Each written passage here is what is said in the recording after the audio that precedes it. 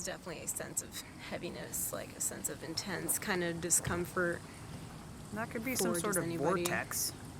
Could be. You know, it could be some sort of opening tear in the realm. Yeah, a little entryway. Mm-hmm. I don't feel like, I don't think somebody was like murdered and stuffed over here. No, it's just I don't think intense. it's anything that malicious like that. It's just, it's just intense. I think there was some practices being done over here. I don't know when, and I don't know what. There's definitely something over there, though. That's pretty intense. We'll see what we caught on the... Modesta Avila, often associated with the Lady in White, lived in San Juan Capistrano approximately between 1867 and 1889. The reason why people think she may be the Lady in White is because the first report about the Lady in White happened back in 1930, when someone spotted the apparition walking down the railroad tracks, and her beef with the railroad is a famous tale. The Avila family owned about 14 acres of land from 1870s till about 1886 or so. About just north of the San Juan Depot, when the Santa Fe Railroad was built back in 1888, they laid the tracks about 15 feet away from her house. This caused Modesta to get a little bit more than upset. With all the noise coming from the passing trains, Modesta's chickens stopped laying eggs, so she decided to protest.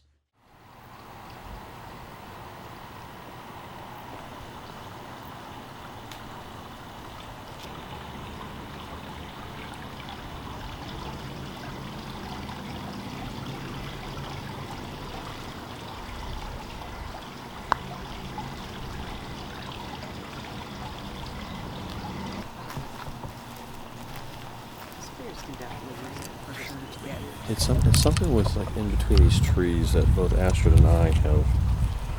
Are these pepper trees? I don't know, but I can't breathe. Like, there's like a heaviness. Yeah. It's like a, when you have that deep anxiety, it's not for me. So, I don't know if it's the land or if it's the trees or if it's... Is it like being in a room full of strangers type of anxiety? No, because I'm comfortable with that. Okay. And some of these trees, how they're organized. For me. Everyone seemed to be pretty spooked on the trees. Not sure why, but even Astrid wouldn't step foot over there. Can't say that I blame her. It was a bit off over there.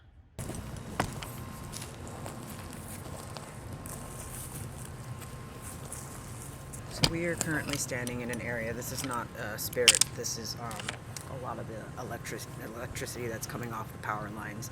We are right next to the train track, so we figured we would go somewhere where there's a lot of electricity for Modesta or anybody else who wants to talk to us can pull from the air to kind of properly make contact. My ideal situation would definitely be to see the Lady in White. She does present herself as a lady in white here. Sometimes seen walking up and down the train tracks. I think most people have caught EVPs of her talking about the train. Earlier in 1889, Modesta Avila decided to lay a couple of railroad ties in a metal bar across the tracks in protest, basically trying to derail the train. In her mind, she was entitled to $10,000 for the train and right away on her land. Here was the problem. In October of 1886, the land the Avilas owned was sold to the Forrester family, who was a pretty big family in San Juan Capistrano, and unfortunately nobody told Modesta.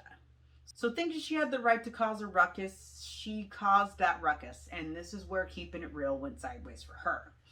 She wasn't immediately arrested for the obstruction, and she was so convinced that she was entitled to this money that she traveled all the way to Santa Ana to a bank to inquire about how to receive her funds. Then she went back home to throw a huge party. She was then arrested for disturbing the peace. She wasn't formally arrested for her protest till months after the incident and proceeded to annoy authority figures about her so-called victory over the railroad company and government. In the book Conquests and Historical Identities in California, 1769 through 1936, historian Elizabeth Haas wrote, "It was her actions after her initial protest rather than the act itself, which led to her arrest 4 months later for attempted obstruction of the train, and that she was made an example of to demonstrate that protests would be punished under the new state legal system." The first trial ended in a hung jury. Her retrial was within a week. The retrial landed her 3 years in San Quentin for obstructing a railroad. So months before this, Orange County had broken away from Los Angeles County. Modesta ended up being the first felon of Orange County. Not just the first female felon, but the first felon. Good for her.